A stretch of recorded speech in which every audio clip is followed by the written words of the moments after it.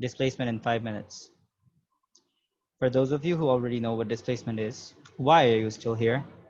For those of you who don't know what displacement is, please go back to school. Why am I making this video? I have no idea.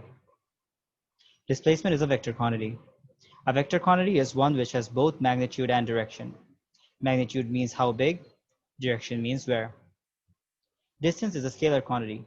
A scalar quantity is one which has only magnitude and no direction, just like my life. A vector quantity is usually represented by a straight line. The direction is represented by an arrow. If I say an object has moved 5 centimeters to the right, that is its displacement. If I say an object has moved 5 centimeters, that is its distance. Displacement always will have the direction noted in it. Distance will never have a direction associated with it. If an object moves 5 centimeters to the right, 1 centimeter downwards, and 3 centimeters to the left, the distance will be 5 plus 3 plus 1. 5 plus 2 plus 3. That is a total of 10 centimeters. The displacement will be from the starting point to the ending point. So I will draw a straight line from the starting point to the ending point.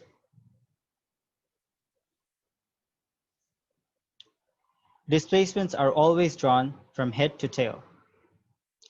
The arrowhead shows the direction that the object is moving in.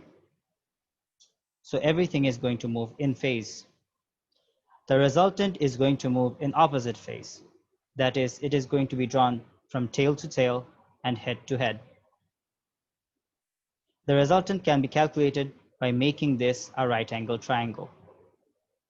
This right-angled triangle will have a height of 2 centimeters and will have a length of 5 minus 3, that is also 2 centimeters. The hypotenuse is the longest side in a right-angled triangle. If this is 2 centimeters and this is 2 centimeters, then the hypotenuse can be calculated by the Pythagoras theorem. The hypotenuse is the longest side. It is not something that you get high on. The Pythagoras theorem is hy squared equals to adj adjacent squared plus opposite squared. To this day, I do not know what the adjacent means and the opposite means in this context. Hypotenuse squared in this example is 2 squared plus 2 squared is equal to 8. So hypotenuse is equal to root over 8. If you do not know how I came to this answer, then please go back to class 6. If the time taken for this entire journey is 10 seconds, then speed is distance divided by time, and velocity is displacement divided by time.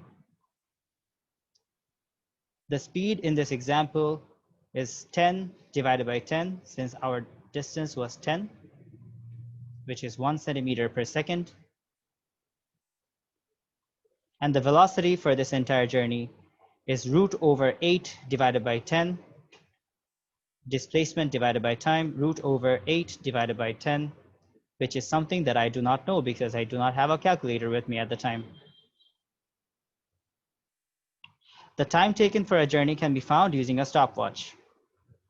A stopwatch is a very unreliable method of calculating time. It will give a different number every time you take the time. So you can say the stopwatch is fickle, just like my will to live. The stopwatch is heavily dependent on the reaction time of the user. So if my 90-year-old grandmother uses the stopwatch, her timing is going to be horrendous. If you want to watch more content like this, please subscribe. Bye.